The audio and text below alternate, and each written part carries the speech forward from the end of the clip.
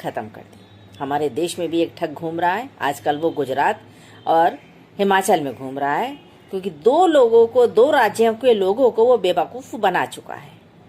Free पानी और बिजली के नाम पर हम दिल्ली में रहते हैं, और दिल्ली की स्थिति ये है यहाँ पर कि हमारे ठग के बारे में बताना चाह रही हूँ। ठग के नाम से आप पहचान गए होंगे मैं किसके विषय में बोलना चाह रही हूँ।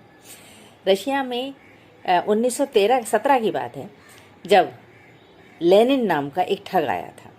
उसने लोगों को, किसानों को, मजदूरों को, जो और व्यापारी थे, उन सबको बताया कि तुम्हारी गरीबी का कारण यहाँ का राजा और रानी है, और अगर तुम इसको मार दोगे राजा और रानी को, तो आपको खुशहाली आ जाएगी, आपकी सारी समस्याएं दूर हो जाएंगी, आपको फ्री में पानी मिलेगा, फ्री में बिजली मिलेगी, फ्री में खाना पीना मिलेगा। जनता उसकी बहकाई में आ गई और उन्होंने अपने राजा और रानी को मार दिया। ये हमारा एक सच्चा इतिहास है जो रशिया में हुआ।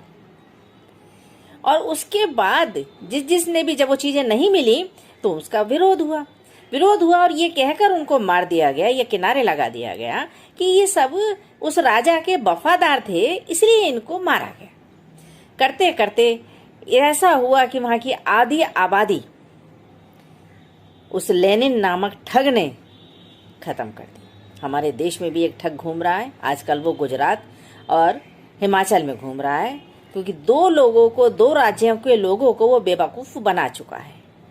फ्री पानी और बिजली के नाम पर हम दिल्ली में रहते हैं, और दिल्ली की स्थिति ये है यहाँ पर कि हमारे लिए सांस लेने के लिए हवा भी नहीं, हम सांस नहीं ले पा रहे।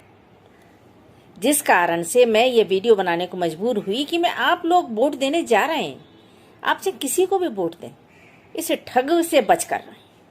ये ऐसा ठग है जो अपने आप को कृष्ण का अवतार मानता है, सारी समस्याएं इसकी जेब में है, लेकिन हकीकत ये है कि ये व्यक्ति इस लायक है ही नहीं कि इसको एक गली की भी चपरासी चौकीदारी दी जा सके। तो इससे बचकर रहें।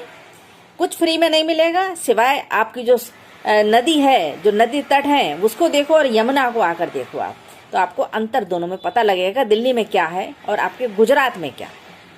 तो बस इतनी ही प्रार्थना है, जब आप वोट देने जाएं तो जरूर इस बात पर विचार करें। बहुत बहुत धन्यवाद आपका मुझे सुनने के लिए। ओम शांति। अब दिल्ली में हम लोगों ने पूसा रिसर्च इंस्टीट्यूट के साथ मिलके एक सोल्यूशन बनाया, केमिकल सोल्यूशन, बायोकेमिकल सोल्यूशन। वो सोल्यूशन छिड़कने से वो जो स्टबल है, पराली है, वो खाद में कन्वर्ट हो जाती है। It's a win win situation, और इतना सस्ता है। दिल्ली सरकार ने दिल्ली के सारे खेतों में छिड़काव कर दिया फ्री में। पंजाब सरकार भी कर सकती है, यूपी सरकार भी कर सकती है, हरियाणा सरकार क्यों नहीं कर रहे वो लोग? उन सारे फैक्ट्री वालों को मैंने दिल्ली बुला के उनसे बात की। आप सोच के देखो, अगर पूरे पंजाब के अंदर हम इतनी सारी फैक्ट्रियां लगा दें जो पराली को इस्तेमाल करके कोयला बनाने लगे, बिजली बनाने लगे, एक तो किसान को 1000 रुपए एकड़ के हिसाब से पराली के पैसे मिलने लगेंगे, जलाने की जरूरत नहीं पड़ेगी, और वो फैक्ट्री वाला खुद आपकी पराली काट के ले जाएगा, आपका कोई पैसा नहीं लगेगा। मशीनें आती हैं, वो मशीनें अगर किसानों को दे दो तो किसानों को जलाने की जरूरत नहीं पड़ती, फिर वो मशीन से नीचे का जो पराली बचती है उसको बेच के अपना और पैसा कमा सकते हैं। तो सारे बच्चे मिलके कैप्टन अंकल और खट्टर अंकल को चिट्ठी लिखना कि हमारी सेहत का ख्याल रखो।